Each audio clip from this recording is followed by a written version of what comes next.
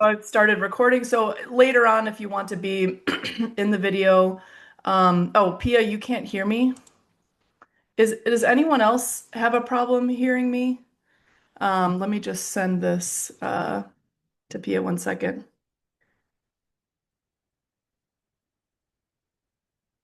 So we've got a thumbs up. Okay, good. So I think Pia, if yeah, I just sent it to Pia. She could go out and back in. Okay, so hello everybody. I'm Ashley Colby. I am the SCORAI communications lead on this project. The name of the project is the Co-SFSC project, which is the co-creation of sustainable food supply chains through cooperative business models and governance. We are working across 5 different hubs in Turkey, Taiwan, Germany, Sweden, and Thailand. This is the second in a series of webinars about the substantive areas of our research while the research is ongoing. And so part of the idea here is we're sort of checking in middle of the research and sort of talking about some of the results and getting some feedback from our peer scholars and practitioners here in this webinar. Today, we'll be hearing from the hub based in Freiburg, Germany, about what they're learning in the course of the project about cooperative business models. The title of today's talk is Testing Cooperative Business Models for the Future of the Organic Retail Market, Intervention-Based Research in Southwest Germany. We'll hear from our speaker, Sophia, for about 30 to 40-minute presentation. Then I'll moderate a question and answer session. Of course, as always, feel free to share your questions in the chat as the presentation goes on, and I'll take note of the questions and I'll either ask you to read them or read them at the end of the presentation.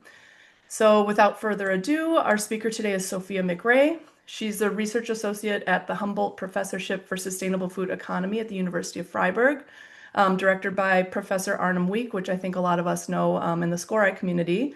Her research focuses on sustainability innovations in food retailing, particularly through cooperative and community-based approaches, and the ecosystem functions required to support and scale cooperative food economies.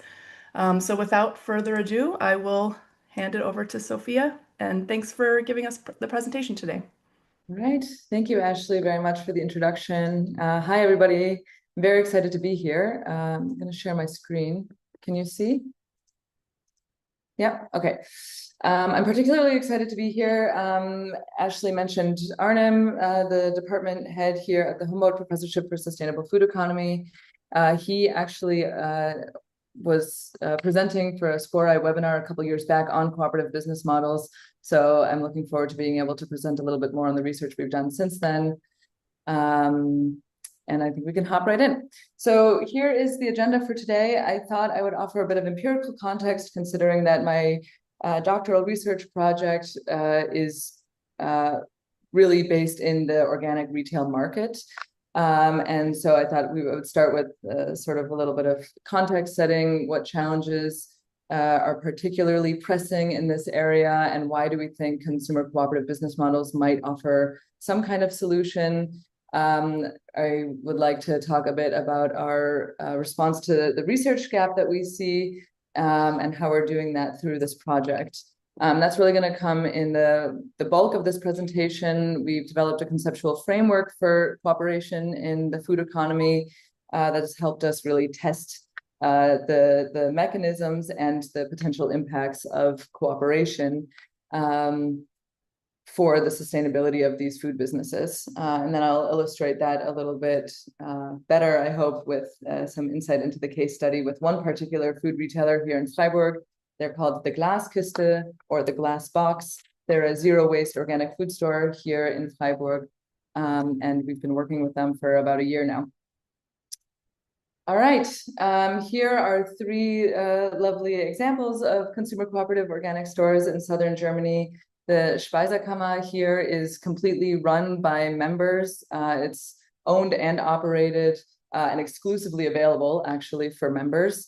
While these 2 on the left, Naturalia and Bohne, were actually run for many years by 1 or 2 individual people and then converted to a cooperative in the last couple of years.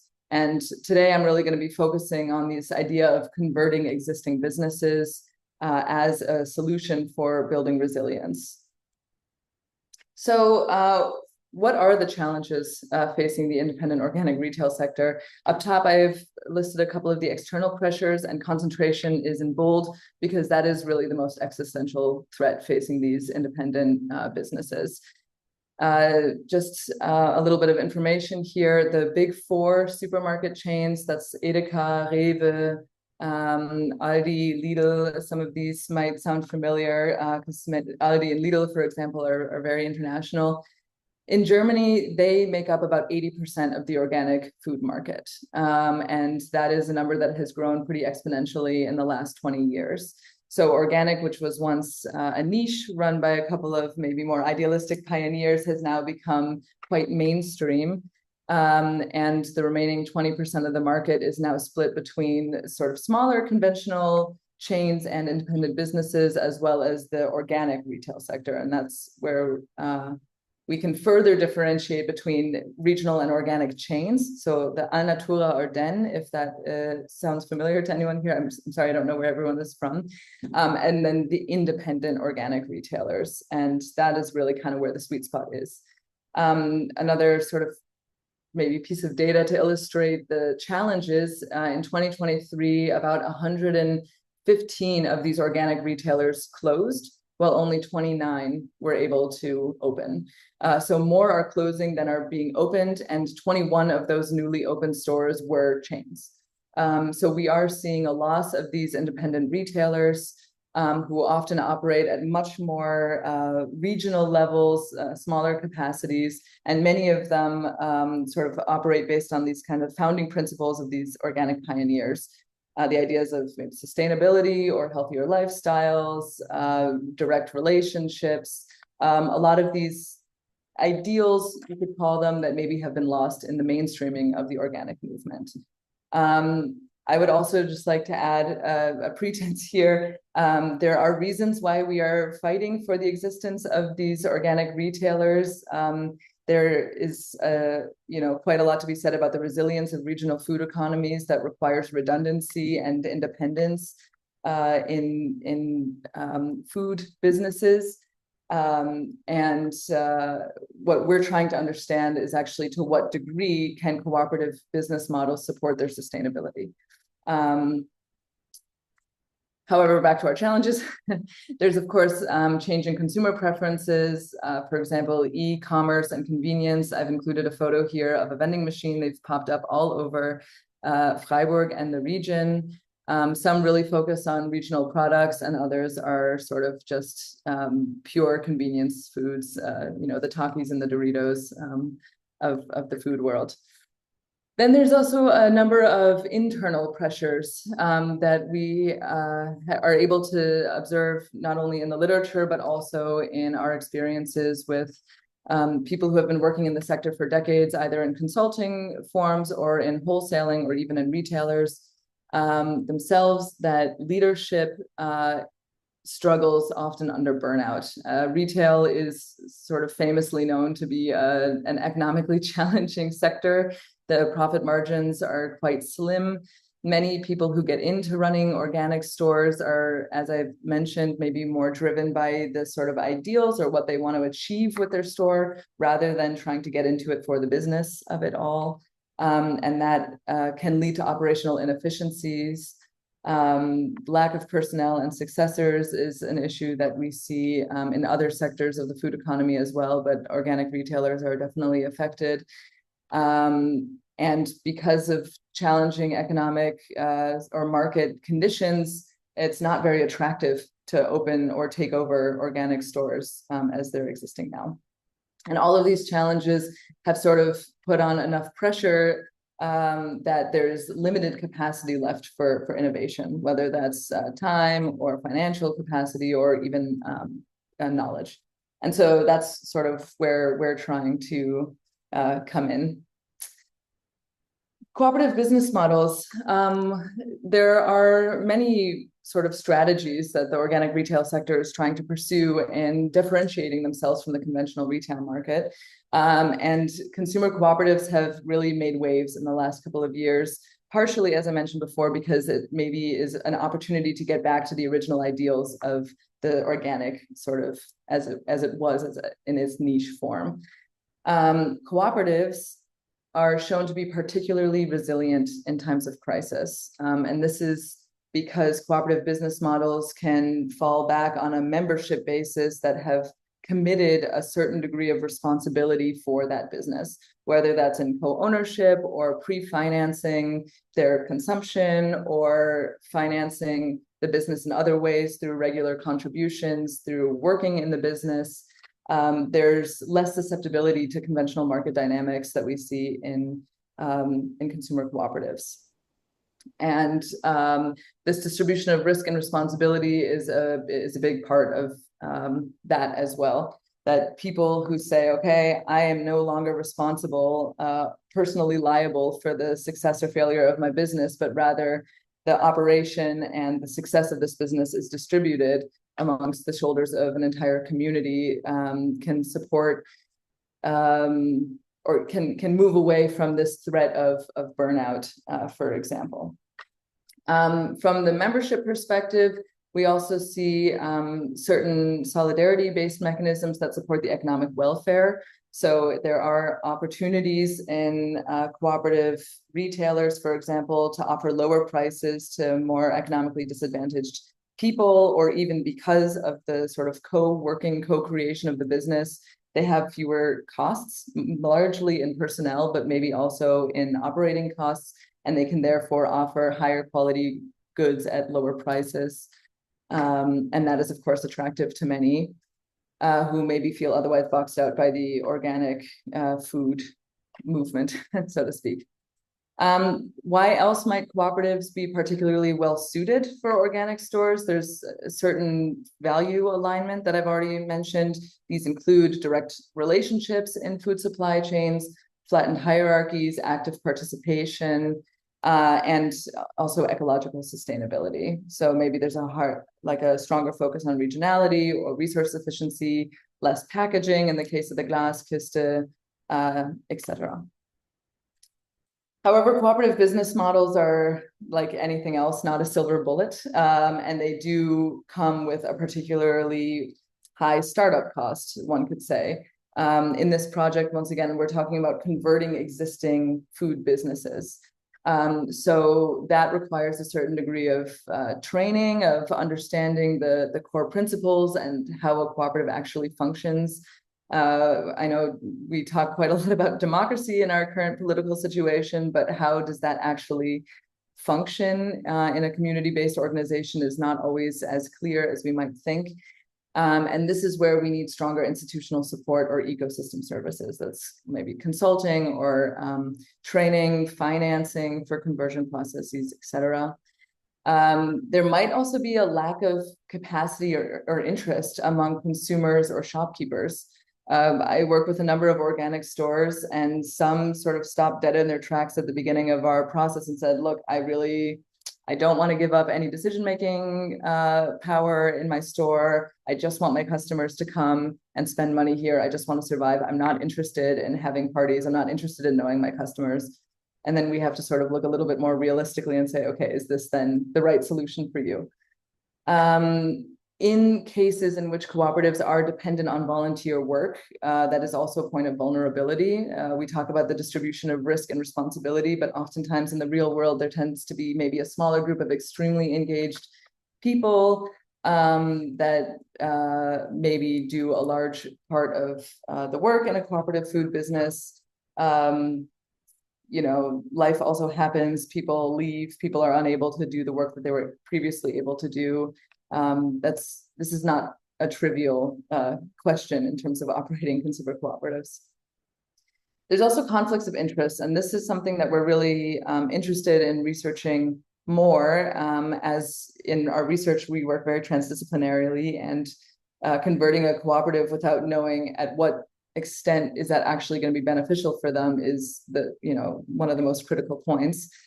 There is literature that suggests that producers from organic farming, but also in the retailing sector, still aren't able to make it work. Like they're still not getting the prices that they need to be able to survive while still being able to afford or to offer affordable prices for their consumers. And that leads us to the last point, which is that sometimes or oftentimes consumer cooperatives are not seen as inclusive, even though they might have values of inclusivity and solidarity. Many of these cooperatives that we study and with whom we work require certain degrees of time or financial capacity that is not always available or accessible to all consumer brackets. There's also some interesting research about gender inequality and decision-making processes that sort of patriarchal systems can still be recreated when it comes to sort of what we would otherwise consider democratic decision-making in these spaces. Okay, these potentials and challenges were based off of our preliminary empirical research as well as a literature review.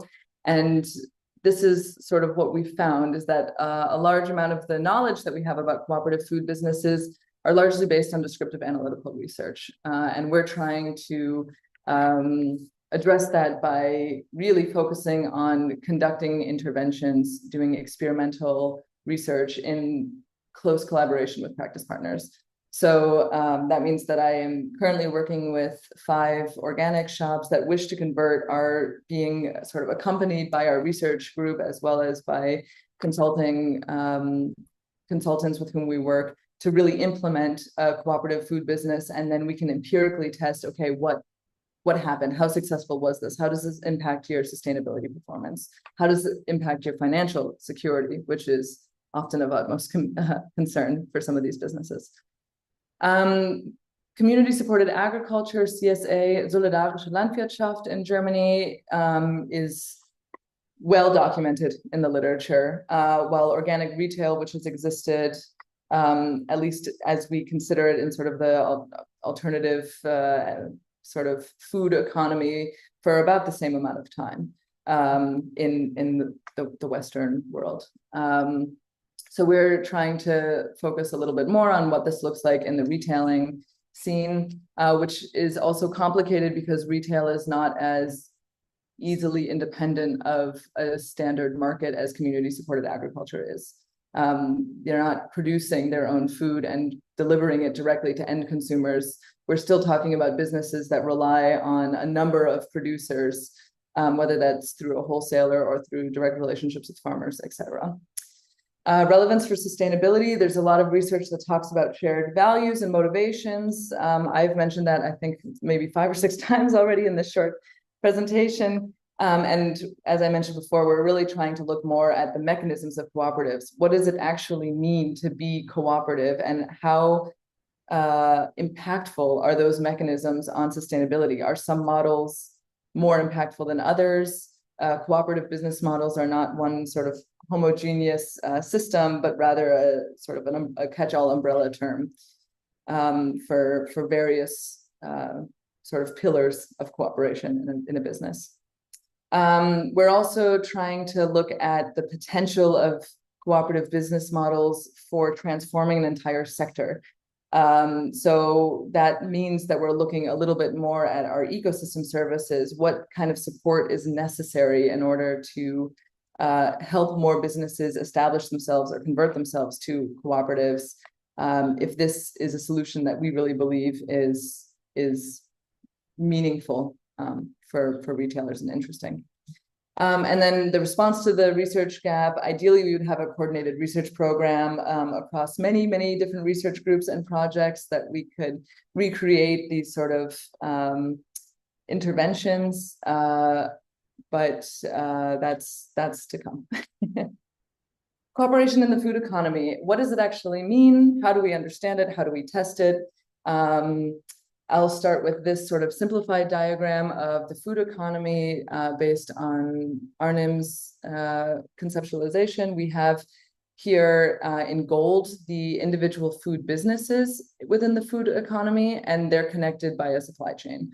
So we call that the micro level, referring to single food businesses, as well as the meso level, referring to entire food supply chains. And then the macro level would be these sort of support ecosystem functions or support services that I mentioned earlier. And we conceptualize cooperation as something that can happen on all levels, and require also different understanding. Like we have different indicators to say, okay, what does cooperation in food supply chains mean rather than what do cooperations inside food businesses mean? Today, I'm going to be focusing on the micro level because we're talking about food retailers. Cooperation is also something that we conceptualize as a spectrum. So it's not just that you're cooperative or you're not. You could argue that sort of conventional trading relationships that we see, for example, between a standard supermarket and an end consumer, or a standard supermarket and a farmer, that may be at arm's length, that might be regulated by certain sort of unilaterally decided price points. There's still some kind of transaction that happens. There's still some form of cooperation. Food still moves along the supply chain, gets consumed or recycled or whatever. What we're looking at is something that we want to understand as a high point of cooperation. And the thing that really is benefited from this conceptualization is that we don't see cooperation as one model. I mentioned this already. We can see certain forms of financial participation, for example, from members that is quite intensive. Like maybe members are pre-financing their monthly food consumption and paying a regular sort of solidarity-based contribution to a food businesses and are part owners. They're involved through many different avenues financially in this business. On the other hand, there's our operational participation, and that is how we understand decision-making or co-working within the food business. So, for example, I'm working with one store right now that says, we want this high degree of financial participation, of course. We understand that a certain sets of decision need to be taken democratically, but we have a really great team. They function really well. We don't need people to be working in our store in order to support us. That's not something that would benefit us. Our members don't really have interest in that. And that's also a fair model under the understanding that we want to understand, what are the impacts then of not having your members working? Does that mean your membership retention is lower? Does that mean that your costs are higher because you still have to pay staff, et cetera? And having these sort of two dimensions allows our conceptual framework to be born. This is based out of an empirical assessment of about 180 consumer cooperative food businesses in Baden-Württemberg, which is the state where Freiburg is in Southwest Germany. And here we can sort of understand how these two dimensions can be broken down into a couple of indicators. So a high version of cooperation is listed in this column that show that members are part owners, they're shareholders in a business. Maybe they offer certain forms of regular financial contribution. So they pay a credit that allows them to pre-finance their purchases and then sort of pull out of this credit throughout the month. But this really supports the financial stability of the store because the store knows, okay, we have X amount of money coming in at the start of every month. We can pay our bills up front. We don't have to be delayed. We know how much to buy, etc. Pricing, member prices can work that a cooperative food business is exclusive for their members, and their pricing can then be based on, okay, what is, like how many costs do we have to cover? Or can we sell it at wholesale price? It being our food products. I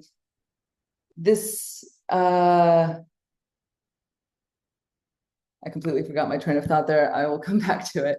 Oh yes, this is important because cooperative food businesses are not oriented to maximize their profits like conventional food businesses are. So they can afford to say, as long as our costs are covered and we have a little bit of puffer, a little bit of wiggle room at the end of the year, we don't need to put a 30 to 100% margin on every single food product. We can offer our prices at cheaper costs or at cheaper prices than our competitors, which is sort of a win-win-win in terms of the store and its membership, et cetera. In other cases, there are membership prices and then standard prices. So like if you're a member of this co-op, you get maybe a 5% price reduction, which is also, of course, a financial incentive for membership. In a sector where the profit margins are extremely thin, this is something that we work really, really intensely on with our partners to say, okay, we can't just assign a 10% price reduction for all of your members, because that could mean that you're actually losing quite a lot of money on certain product items where there's a razor thin profit margin. We can't afford a 10% price reduction. And that's where it gets a little bit tricky when we're talking about resilience building through cooperative food businesses. I'll keep pushing forward here. Profit distribution. Again, if we're not talking about maximizing profits, it's not an intended outcome to join a cooperative and see that membership joining fee or maybe that ownership as an investment, where you expect certain dividends or where you expect your investment to grow. Of course, that can happen in particularly successful cooperatives, but for the most part, at least the cooperatives that we have looked at, there will be a cost for a business share, maybe let's say 100 euros to enter. You can leave when you want, you get that 100 euros back, but it's not expected that you're going to have that share grow. It's like basically an interest-free share. Decision mode, of course, there's different ways that decision-making can take place and at different levels of a business. If we're talking direct or representational democracy, if we're talking consensus or simple majority, of course, the larger a cooperative gets, the less likely it will be that a decision is going to be made based on consensus.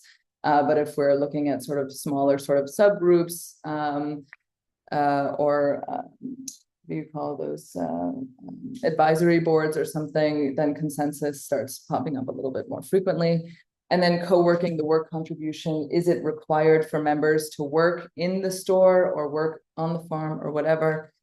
Is it optional or is it not permitted? And that's also where quite a bit of diversity can be seen between food businesses. I just have one brief example of how we were able to apply this cooperative framework here with an existing business. They're called Super Co-op. If anyone here is familiar with the Louvre in Paris or the Park Slope Food Co-op in Brooklyn, these are these kind of super massive food co-ops that are a wonderful proof of concept that these can not only scale out, but scale up and function really, really well. So Super Co-op, interestingly enough, only established itself in 2020. So they're quite young, but they already have about 1,500 members, and their members are shareholders in the business. So in order to become members, they have to buy a share, about 100 euros per person. And if for some reason the business were to go under, their liability is limited to the amount of shares that they have, so that they're not personally liable for this business, which is another wonderful way that many cooperatives distribute risk amongst their community. There are no required contributions or credits. And when I say contributions, I'm referring to a payment that is made regularly, usually monthly, sometimes annually, that doesn't have any kind of sort of return. Like you pay for it in order to practice your membership. You say, I know that my store needs 10 euros a month from all of their members in order to cover their basic costs. And for that, I get maybe a lower price, or I just do it in solidarity because that's the value add that I know this business offers me. I get higher produce, etc. But there is a work requirement. So every single member, of course, there's certain exceptions for people who are ill or elderly or whatever, but every single member generally is required to work 3 hours a month. And these tasks are flexible and they're varied. They tend to be organized into working groups so that members are trained beforehand, and then they do the same task for 1 month at a time. So in May, for example, if I were a member at Super Co-op, I would be working the register, and then maybe the next time I took a shift, I would be stocking shelves. Members can even do some of the sort of financial management or member management.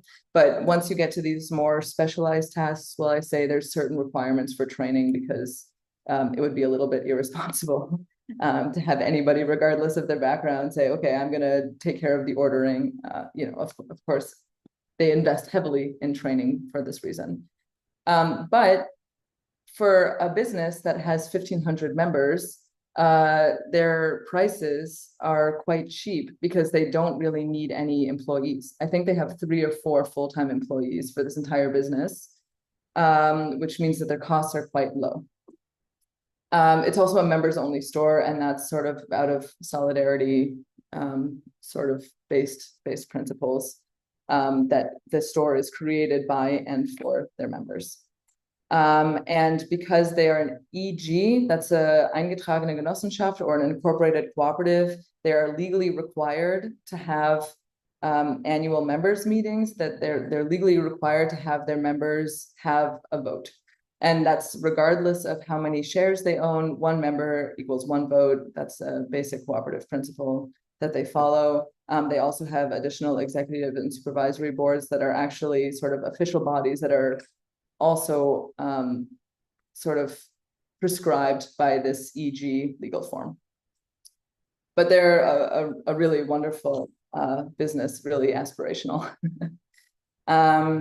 Okay, and how do we apply this framework? When we're working with our food businesses that say, yes, we're interested in converting to a cooperative, we have this framework. We have to decide how their membership model is going to work.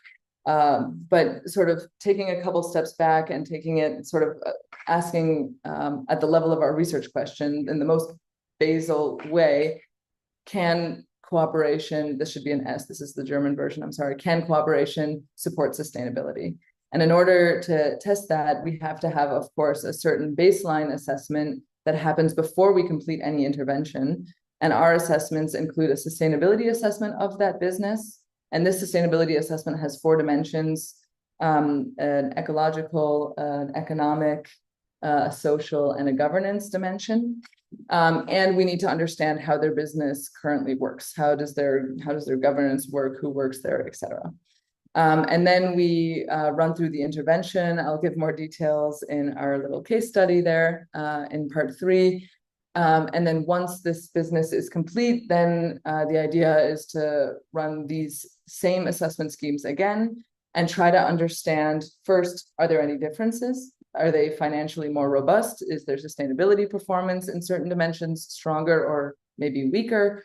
And then we try to find our causal relationships. So which mechanism in this cooperative business really improved, or I should say more neutrally affected, any one indicator in the sustainability assessment? If their sales have improved, is it because they were able to sort of acquire new members and new customers? Is it because their existing customers are now spending more money? Is it because their prices are reduced and now they're a little bit sort of have more wiggle room at the end of the year? These are the mechanisms that we're really trying to really get into the nitty-gritty of. And I also put this star up here next to our entrepreneurial ecosystems because without these, our intervention couldn't really take place. Like I said, converting a business to a cooperative model is not just a matter of flipping a switch. It requires training, it requires sort of capacity developing, it requires recruitment, it requires technical and legal consulting. And these are also systems that we are trying to assess through kind of tangential and parallel projects to understand what does the consulting landscape currently look like for cooperative food businesses, how are they meeting the needs, what sort of gaps are there, can we do a train the trainer, et cetera, et cetera. But that's for a different webinar.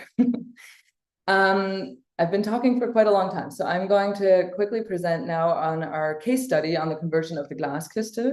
Here is the entrance to their building. It's, of course, a very lovely photo because there's so many people, but they really are a beloved neighborhood store in the Sedan Viertel. It's quite central. It's right next to the university library. It's very residential. It's quite close to the inner city. And it's one of, I think it is the only zero waste organic stores in Freiburg. So it also has a certain pull there. This is a lovely photo from the inside. Up here, these are 2 of the employees presenting at our training program that we ran last year called Co-Work. It was a 10-week training program for food businesses that wished to convert to a cooperative food business, and the Glaskiste took part there. And this was at our sort of final event. They were presenting their model, etc. This is a photo from one of our internal workshops. Like I said, we've been working together for actually over a year now. And for a while, we still are having regular working meetings. This is a photo from one of them when we were sort of visioning what kind of membership model would work for them. And then here at the bottom right is one of our community meetings that we hosted in order to fully announce what is the membership model that is going to be implemented, trying to recruit the first batch of members, etc. So briefly, this is just a little bit of context. In the fall of 2023, there were a couple newspaper articles that came out. It translates broadly to the Glaskiste is existentially threatened. They launched a funding campaign. A crowdfunding campaign because they were so deep in the red that they needed a little bit of community support. And they ended up raising about 25,000 euros, which really sort of let them exist another year. And in these reports, in these newspaper articles, was mentioned that the Glaskiste was really interested in the idea of converting to some kind of cooperative food business. That's kind of where we met each other. And we established our partnership. And by July of 2024, we had our third community meeting. The membership model was implemented in August. And I've just highlighted here that we were also mentioned in this newspaper article as sort of a supporting organization in their conversion process. Here's a sort of broad process map about how this conversion actually works. On the left hand, we have just a standard organic grocery store. On the right, we have the consumer cooperative. And we've split it into 4 broad phases. So first, we have sort of the preparation, expressive of interest. We do our work and our time plans, our partnership agreement. We establish our goals. We get to know each other, etc. This happened in December, January, beginning of February of 2024. And then we developed the business model. We did sort of our visioning. This required a certain degree of input from our side. What are, all of the different varieties of consumer cooperatives and food retail, what makes sense for their context, and critically financially planning. And this is what I mentioned earlier. Unfortunately, some stores recently have converted to a cooperative without doing any degree of financial planning. They just said, yeah, let's just say 10% discount, 10% monthly contributions, it'll be fine. And it wasn't fine. And so financial planning is a really critical benchmark and risk assessment as to whether or not it makes sense to actually fulfill a conversion. And like I said, we worked with 2 stores for whom it just didn't really make sense without other interventions first. Because these cooperatives require time and money and investment, and they're not able necessarily to save a store that it might already have a foot in the grave, if I am allowed to say that in such blatant terms. Then we had our membership acquisition. We hosted community meetings. We launched a marketing campaign. We were recruiting in the store. And then we implemented by August. And the implementation happens in different levels. There was the formal implementation that I'm going to get into soon. There's technical at the register, since we do offer a membership, or since they offer a membership reduction, they need to be able to have customer accounts. That's not necessarily a given in every store. And then there's sort of the operational, how are we going to collect the monthly payments? How are we going to manage our shared decision making, etc. And these 4 words here, financing, deciding, working, and being, those were the 4 basal, the 4 overarching modules in our COVAC training program, where we said we need to have key competencies and skills in every 4 of these modules in order to successfully run a cooperative business. Under here, I've listed some of the key support services in blue that are required to, or not required, but are, that have been critical in supporting these conversion processes. So the process design and moderation was something that we took on to say, okay, this is how we're going to do our visioning, this is how we're going to do our strategy building, or et cetera. Professional consultation that happened in various respects, training, COVAC, training program, financial support. This is a little bit more in kind.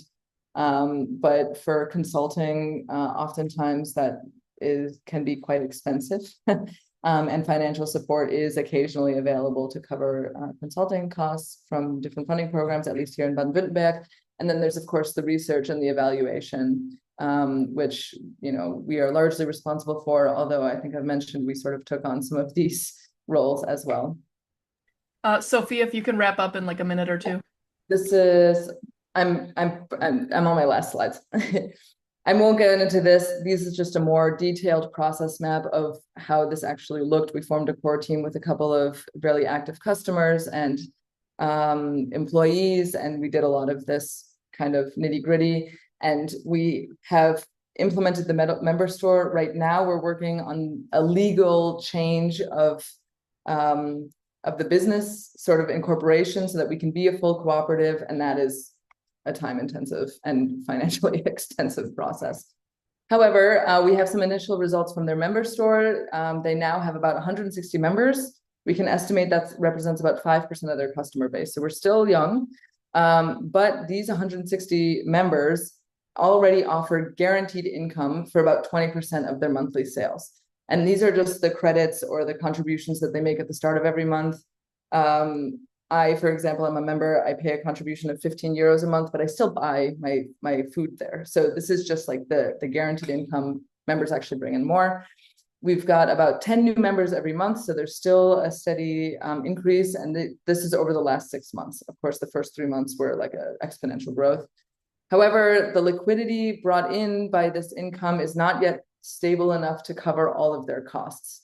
So that is something that, we haven't reached the benchmark where we can say, nice, we did it. They're stable.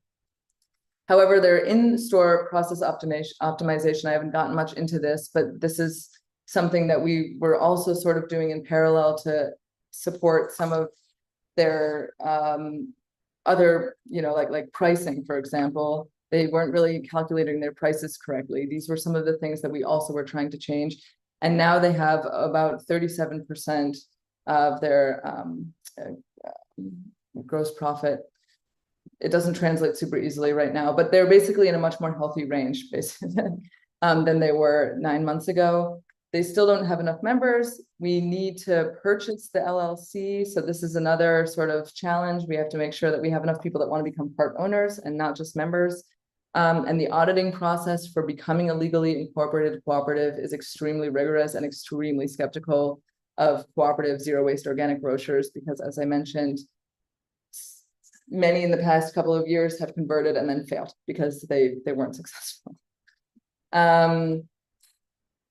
My last slide on our results is that the sort of business management is good for short-term security. Cooperative business models are only going to be effective in the middle to long term. So this is not the silver bullet to save a dying store. The financial risk assessment is critical because these processes are intensive and require capacity. And these conditions limit the scaling potential without additional interventions, for example, in sort of ecosystem services. And our outlook is that we want to sort of continue researching here. So we have to complete these conversion processes. We're replicating through other case studies. We want to check how scalable this is for their conversion potential in the sector with all the hundreds of other organic stores in Baden-Württemberg. And we are doing more qualitative assessment of ecosystem services. For example, training, consulting, and municipal support are all being tackled by various team members here. Okay, sorry for the rush at the very end. That's good. No, that's okay. That's good. Okay, so I'm gonna call on Ashwani because he's here and see if he wants to ask his question. And if Yeah. not, I can repeat it. Ashwani, are you there? I'll give him a second. Are you there? Ashwani, are you available to ask? I see a microphone unmuted. Yeah. So I don't hear him. So he shared this article in Ann Arbor, Michigan. What if a grocery store was more like a farmer's market? A farm stop in Ann Arbor, Michigan has found success with its local first approach, but is the model replicable? And something I was thinking, I briefly looked at this article that he sent from the New York Times. It noted that this store opened during the pandemic. And so I was wondering whether or not you in these interviews in this qualitative research have talked to people about the role of sort of like disaster or disruption in Mhm. advancing these alternatives, because I know there was a lot during the pandemic where people were saying, sort of the mainstream like global supply chain isn't actually as resilient as we thought, and people were turning towards local foods during that time. So I'm wondering if that has come out in your data at all. Yeah, definitely. It's a really good point because I spoke quite a lot about these sort of original pioneers that maybe got started in the 60s, 70s, 80s. But interestingly enough, in Baden-Württemberg, and I'm gonna have to double check this, but I think almost 40 or 50% of the cooperative stores that we looked at, and there were 80 of them, were established in the last 6 years. And that's quite a bit. And I do think it definitely has a strong connection with dealing with crisis and disruption. We saw in the pandemic a lot of sort of much more community supported either gift economy or sort of mutual aid networks kind of popping up, and also a lot more, yeah, dissatisfaction or disillusionment with how much trust we can have in our sort of conventional food supply. We realize that we're much less resilient than we thought we were. And these sort of community-based efforts to support people in the first line. I mean, I'm from the States, and I know that firsthand in my community, food apartheid is a massive issue, hunger is a massive issue, and the pandemic, there were a lot of these sort of initiatives, but I think many of them have stayed because cooperatives are born sort of out of the same sort of values, the same ideas of solidarity and direct relationships and reclaiming sort of, yeah, notions of food sovereignty and food democracy. Yeah. Related, I had a question, which was, okay, thinking about this in a macro scale, you had mentioned these sort of structural issues like the auditing that is skeptical toward these alternative business models. And so I'm thinking like the push and pull between you've got these structural issues that seem to favor these centralized, standard, industrial, global supply chains and sort of look skeptically towards these alternatives. I'm Mm. just wondering whether or not you could speak a little bit to, I guess, like the frustrations. It seems like these cooperatives are sort of swimming against the current, trying to develop something more local, more resilient, more sustainable, and Mhm. then, sort of butting up against these structural challenges that favor these, I guess, industrial systems. Yes. Yeah, big time. And I think it starts with the understanding that cooperative food economy or cooperative economics in general, one could argue, are much older than our sort of neoliberal late stage sort of capitalist systems, like however, we work at the Institute of Economics here, and there is no real formal education in any kind of alternative economic system. Like there are sort of more niche or marginal systems in Germany. There's also like growing degree programs and degrowth or sort of post-growth economics, but I would say they're still the minority. And so getting to a point where we can talk about the underlying principles of solidarity-based business models, not only with shopkeepers, but also with customers, and then saying, okay, what does it mean to actually live those? That's quite a huge challenge already. And gaining enough people in and around a store to say, okay, I'm ready to live this, and maybe it's also a little bit less convenient for me, maybe it's not.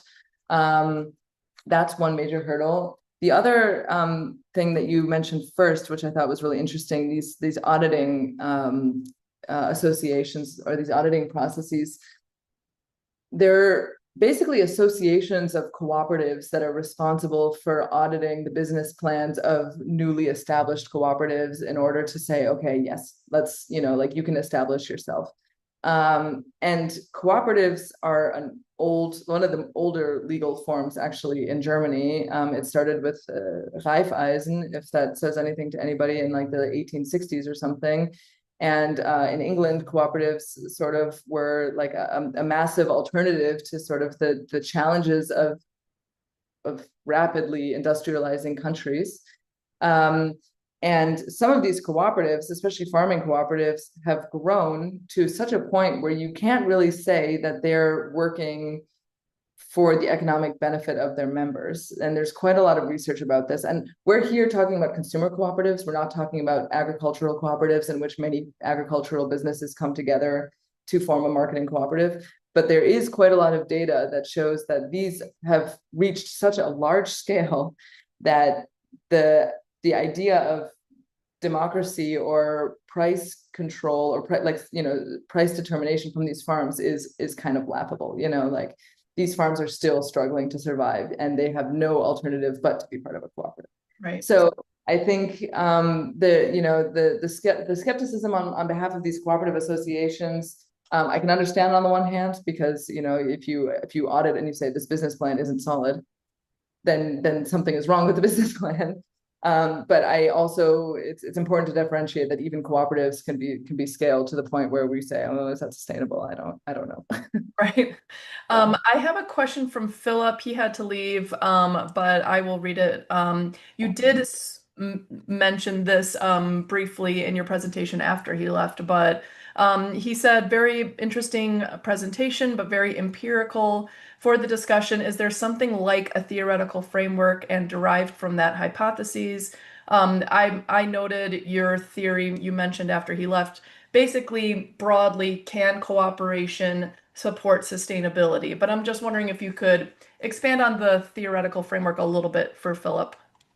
Yeah, so this is also part of like our theory of change that we're trying to test. And part of the reason why we had this cooperative, I'm just gonna sort of click.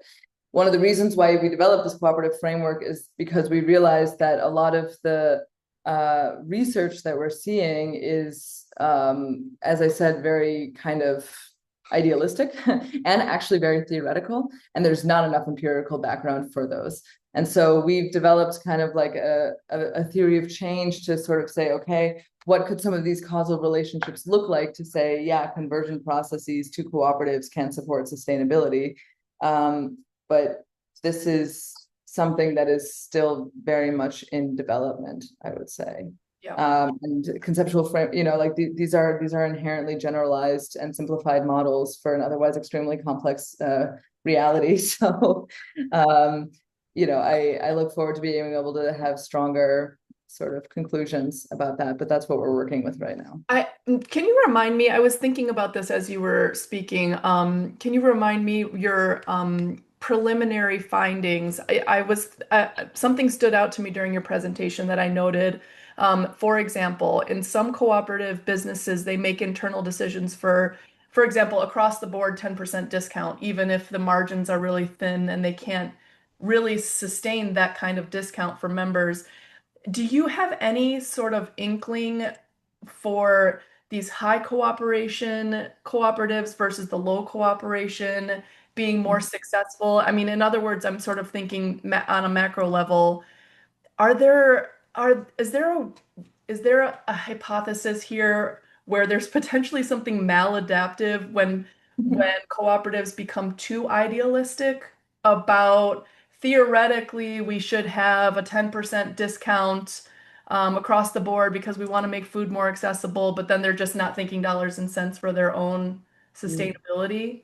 Or theoretically, we should have X amount of people working, but then it doesn't comport with the reality of people's lives, kind of thing.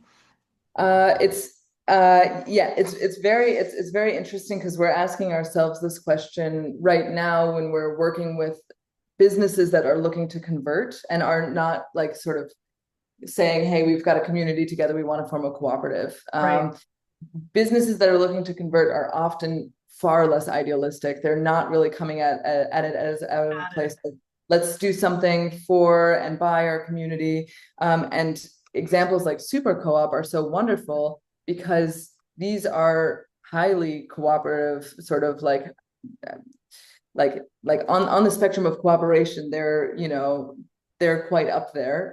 They're really based on sort of alternative practices here, and they're doing extremely well for themselves. And these prices 30% cheaper. This is a little bit sort of generalized over their different product groups. But they didn't set them 30% cheaper because they wanted them to be 30% cheaper. That's the outcome of having this sort of business model where their costs are just lower. Right. And so, yes, we can say these systems are modular. These business models are modular. Like we developed a typology by saying some indicators have to fit together. If your members are shareholders, they have to have voting rights. That's legally prescribed. So we could create ideal types, but we've created ideal types in which we say, okay, we have highly cooperative business models, and then we have ones that have like fewer of these mechanisms built into their business models. And the fewer they're willing to, this is still preliminary observations, but the fewer that they're willing to implement, the less benefit they're going to get from these systems. I mean, it's logical, but it feels very simple, but it is the case, with some of these, like I'm thinking of one store particularly where the owners are completely resistant to having any kind of involvement on this operational level. And then we're sort of looking and saying, okay, the best we can do is then offer sort of contributions and credits, maybe at a price discount, but that's going to be a much riskier conversion process because you're reaping far fewer benefits. But he and they, I should say, are way less willing to also sort of carry the banner of cooperation and alternative economics and whatever. He's just looking to figure out how to save his store. Oh, I see. Okay. And this is where our hypothesis is kind of like, at what point is cooperation necessary to reach its, like at what point is this cooperative? At what point is this something where we can say, like, like, yes, this is why we can understand these sort of sustainability results. And anything less than that is really just like a sort of customer retention, like a customer loyalty card. Right, right. I have one final question. I know we have only 1 minute left, but I just want to get this on the record because I think it's really important. First of all, I just want to make a comment. I think this kind of investigation into these sort of, I guess, people swimming against the current and really innovating or bringing forth some sort of past way of doing things that's been lost in this sort of, period of, neoliberal industrialization is really cool and really important. I just wanted to ask you, lastly, this is really different from the way at least I've experienced a lot of research, which is we're doing transdisciplinary research in this project, which means we're including stakeholders and we're doing an intervention. And I'm wondering if you could just speak to why is that important? Why is that model of research important? I know I've heard this from different researchers, but I'd like to just hear it in your words. This is hard for one last question with less than a minute left. Yeah, I know. Just take I think two. I think I'm not going to be able to answer this comprehensively, but I will say that like as an American born working in Germany in a research organization, I think for far too long we have understood research as something that we do to generate knowledge for knowledge's sake.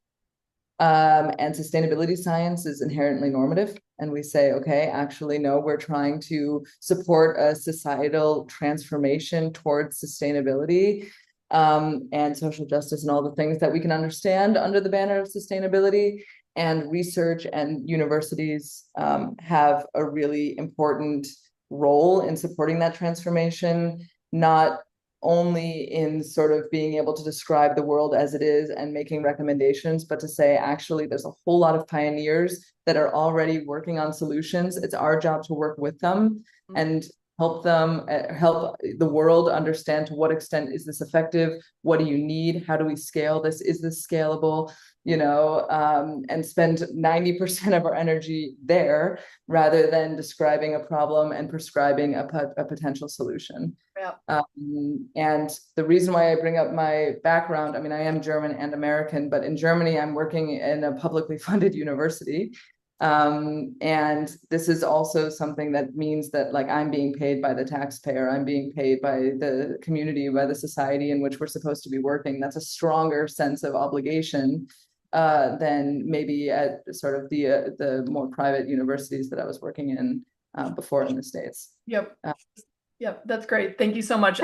Sophia, this was wonderful. Thank you so much for your time. This is recorded so we can share widely after the fact, but thank you everyone for attending and yeah, we'll see you at the next webinar. Yay, thank you very much, Ashley. Thanks. Bye.